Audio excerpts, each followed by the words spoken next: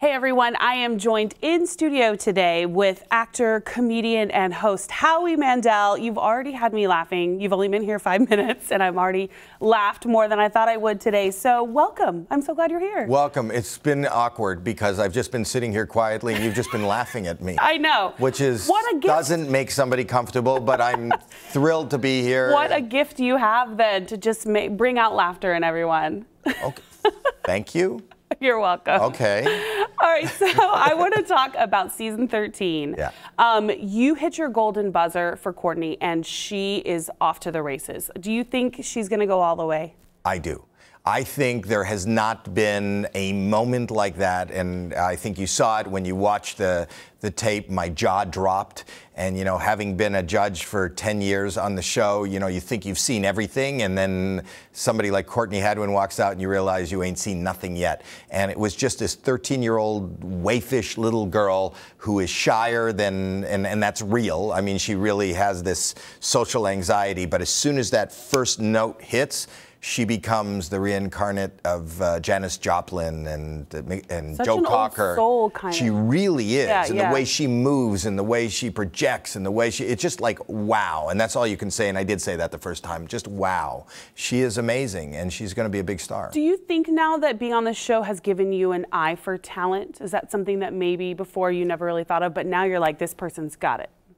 Well, I can only tell you how I react. Mm-hmm. I don't know if my eye for talent is any clearer than it has ever been. You're not ready to be an agent, or? No, but I do have, I watch everything and always have. I don't sleep. So, if I'm not on the internet, then I'm on TV all night. And it doesn't even have to be English for me to watch it. I don't know what I'm watching half the time. But I'm just fascinated by people coming out in front of strangers and showing their wares. And I'll drop in, after I do concerts, I still do live stand-up comedy, but afterwards I'll drop in at a lounge or a club. I'll get up or I'll watch somebody else. They don't necessarily have to be a comedian. And I'm just fascinated, and I love the fact that somebody else, I feel like a kinship and an empathy for anybody who's willing to just walk out on stage and do whatever. And do their thing. What is it about America's Got Talent, do you think, that draws so many people in? Because it's a juggernaut. Like, people love to watch those shows. I cry almost every time I watch it. This beautiful stories. So, like, what do you think it is? I think you just answered the question. It is a beautiful, relatable story of humanity, and everybody has hopes and dreams and aspires to be someplace else, and they're inspired by things that they've seen in the past. And just to watch a person walk out on stage for the first time, and whether they've been, even if they have a career in another country and they're making money and they're known there, to walk out in California, to walk out in America and to be accepted, it just sets it sets them on another level, and if they're successful. And you watch right in front of you, besides enjoying their act, you watch their hopes and their dreams come to fruition. Their life is never the same again. Courtney Hadwin, a little 13-year-old girl, flew back to England the next day. She had 500 million hits online on digital, and people were knocking down the front door in England. And you realize when you see people from other countries, and this season people are coming from all over the world, they come here and they tell us how important it is to make it in America. Because you can be a big star in your own little country, but you come to America and you become a world name. Now, you mentioned stand-up a couple of times. You even said you still go and you do shows every now and then. You get back up on stage. Talk to me a little bit about how comedy has evolved, because you've been doing it a long time. And now it seems like kind of a different environment for comedians. Not a good one. Not a good one. Yeah, that's what I was going to ask you. Comedies are going away. I think comedy is. I was most inspired as a comedian. I started in the 70s. I've been doing it for 40 years, and I loved watching. I watched in person Richard Pryor get up on stage each and every night and write Live on the Sunset Strip, which is one of the most seminal, stand-up movies that exists. And the idea of going to these clubs and working out your wares, and think of it, it's an art form, and think of it like a painter. So the painter splashes, black paint on the canvas, but then it may look a little dark, so then you add texture, and you add the same thing. In a club, you try out things, and you want to be able to maybe step over the line and do that, but everybody's so politically correct and so sensitive now, and they have the ability to record you and take things out of context that I have friends who because of a joke, and it's all subjective, that is considered tasteless, have lost whole careers. So it's not as much fun as it was, and it's kind of funny because, you know, we're... Do you think that's a good thing or a bad thing? Bad thing. It's a bad thing that it's a tough environment to just be true to the art of stand-up comedy. Now, you also mentioned a little bit about social media and the digital age. We were actually just talking about your Instagram earlier. What is it like for you to, do you feel like you have to share everything online? Do you feel like you constantly also have to give of yourself as a comedian and a host, but then also share your life on the internet as well? Well, as Oprah said, I think I have FOMO. You know, I do. I share and I read and I watch, and I think as a comedian, as somebody who's in the public eye and somebody who's judging talent, I just want to be. I need that. I need to know what's going on and have a point of reference. I also need. I still do 200 live dates a year as a stand-up comic. I need to stand in front of a live audience and see what people react to. You could live in a bubble here in LA or New York, and you're not really getting a sense of what's going on. So yeah, I do share, and I like that, and it makes me feel like part of the world. You know, I read what they're doing, I show pictures of what they're doing, I share pictures. I love social media. Social media feels like I'm always at a really nice party. Well, it's not a nice party. Sometimes people are mean. Sometimes people are mean. A lot of times they're mean. Yeah, there's a lot of trolls out there online. And I seem to attract trolls. Attract the trolls. I do. Do you feel like if you struggle? want to hate me, it's at Howie Mandel. At Howie Mandel. Yes. Do you feel like you have trouble keeping your private life private?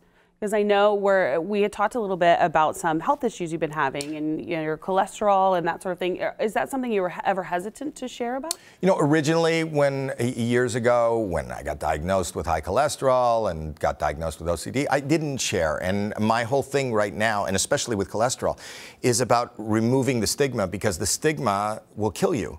Because what was even more than a stigma, when we talk specifically about cholesterol, I was diagnosed in my 30s. I was a young guy, I was fit, I felt good, and I was told I had high cholesterol. It didn't really mean anything to me. So I ran more, I ate more, I watched what I ate, and when I went back to the doctor, my cholesterol was even higher. And then I got prescribed a statin, and I tried it, and I didn't like the way it made me feel, and I stopped taking it.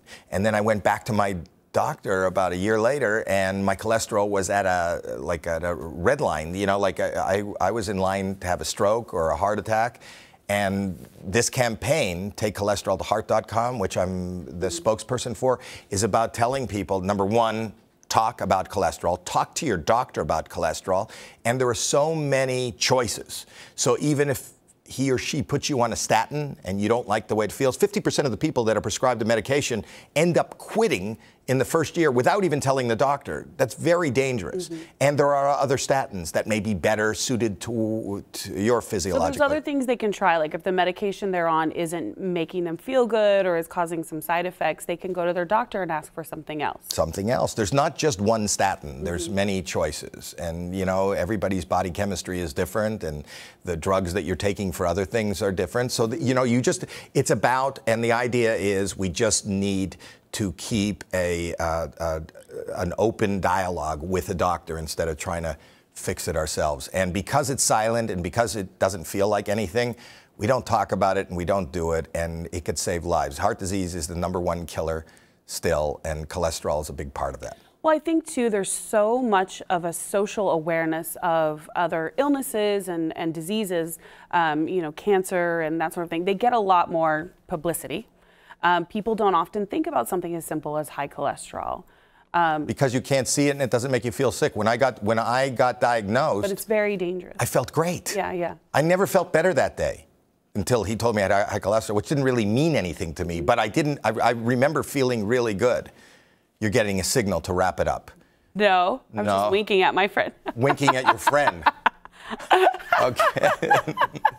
But anyway, the point is that TakeCholesterolToHeart.com is a website that's got a quiz, it's got pictures of me, it kind of gives you information, and information is ammunition. So just learn about it, talk about it, and there's nobody, no particular age, no particular gender, no particular culture, just all of us. If you're a human being, go to that website, and cholesterol is, you know, just combat it. Be aware. And how are you feeling now? How do you feel today? I'm good. You're I'm good. Oh, yeah. You're feeling good? Oh, yeah, good. All right. It took me a second, but I feel fantastic. Awesome. I'm so I feel glad. better than I've ever had. And you know why? Because I talked to my doctor, and because I took the quiz, and because I went to the website. That's why I feel better. And if you want to feel as good as me, you go to takecholesteroltoheart.com. See what I mean? You've had me laughing, and you say you're not being funny, but you're This funny. is just me. It's Some not people, me. you just have the gift, the funny gift. I love this whole show you've put together. I do too. You know, hopefully it takes off and you're able to draw more of an audience. Well, we'll see. Yeah, because there's not a big crowd right now. Well, there's no real turnout. Thank you very much. This was going to be a live show. This could go on for a long time, so I've got to stop, or they're literally going to turn the lights off on me. Really? Thank you very much, This is Howie. like a party I've stayed too long at.